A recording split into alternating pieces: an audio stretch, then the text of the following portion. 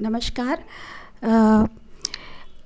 आप सभी का ऑनलाइन क्लासेस डीएलएड की ऑनलाइन क्लासेस में स्वागत है और आशा करती हूँ कि आप सभी लोग अपने अपने घरों में सुरक्षित होंगे, स्वस्थ होंगे।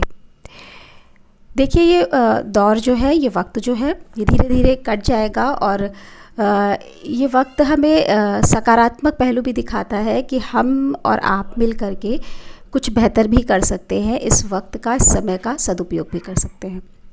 तो इसी सदुपयोग के लिए हम लोग ये कक्षाएं चला रहे हैं और आज इसी संदर्भ में आप लोगों की 4th सेमेस्टर की क्लास हिंदी विषय की मैं लेने जा रही हूँ। देखिए, हिंदी में जो सिलेबस है वो मैं आपको भी सेंड भी करूँगी साथ में।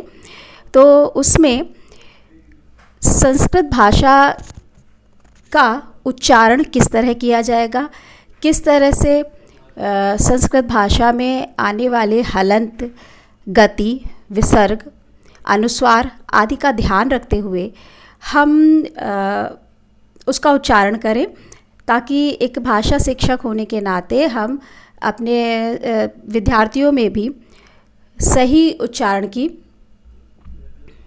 उच्चारण का कौशल विकसित कर सकें। संस्कृत भाषा शिक्षण के विषय में पढ़ने से पूर्व मैं चाहती हूँ कि आप लोग भाषा के विषय में जान लें कि भाषा किसे कहते हैं।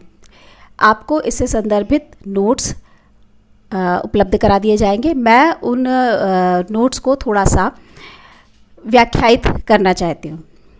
देखिए, भाषा जो है वो संस्कृत के भाष धातु से उत्पन्न हुई है, जिसका अर्थ है व्यक्त वाणी।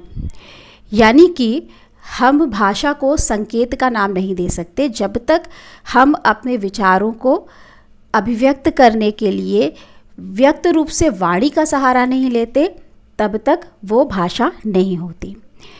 तो इसी संदर्भ में भाषा व्यक्तायाम वाची, व्यक्तवाणी भाषा हो गई है। भाषते व्यक्तया रूपेण अभिव्यंज्यते इति भाषा।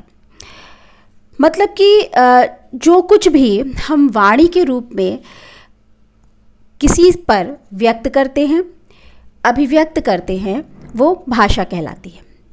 भाषा एक प्रवाहमान, गतिमान चीज़ है जो कि सतत, निरंतर, बिना रुके चलती रहती है। तो भाषा, यही वजह है इसका एक तुलना करते हैं नदी के समान कि भाषा बहता नीर, भाखा बहता नीर, ऐसा कहा है। तो भाखा बहता नीर क्यों है? जिस प्रकार से गोमुख से निकलने वाली गंगा गोमुख से निकलती है इतनी ऊंचाई से, फिर ऊबड़ खाबड़ पहाड़ों से, चट्टानों से होते हुए समतल में आती है, फिर तलहटी में जाती है, समुद्र में जाती है। तो गोमुख यानी ऊंचे स्थान से होते होते भाषा जिन जिन धरातल का अवगाहन करती है, जिन जिन धरातल पर उतरती है, जो नदी है, नदी का जल है, वो उसी रूप को ग्रहण कर लेता है। यानी नदी भी वैसी हो जाती है, कहीं ऊंचे झरने के समान हो जाती है। इसी प्रकार से भाषा भी है। भाषा सतत निरंतर प्रवाहमान है, जहाँ जहाँ से होते हुए जाती है वो वैसा ही रूप धारण कर लेती है। एग्जाम्पल के तौर पे हम एक उदाहरण देते हैं आपको। जैसे एक बालक की भाषा है, वो अलग है, भाषा उसके पास भी है, शब्द ज्ञान उसने भी किया। बालक बड़ा होता है, भाषा वही है, भाषा का रूप चेंज हो गया है, परिवर्तित हो गया है। फिर कुछ जानकार लोगों की भाषा है, उसके बाद वही भाषा विद्वान के पास पहुंचती है तो विद्वता का रूप धारण कर लेती है। तो भाषा क्या है? वही जल है, लेकिन जैसा पात्र वैसा उस जल का रूप हमें दिखलाई पड़ता है। तो कहीं क्लिष्ट हो जाती है, कहीं सरल हो जाती है, कहीं तत्सम प्रधान है, कहीं तद्भव प्रधान है, कहीं देशज है।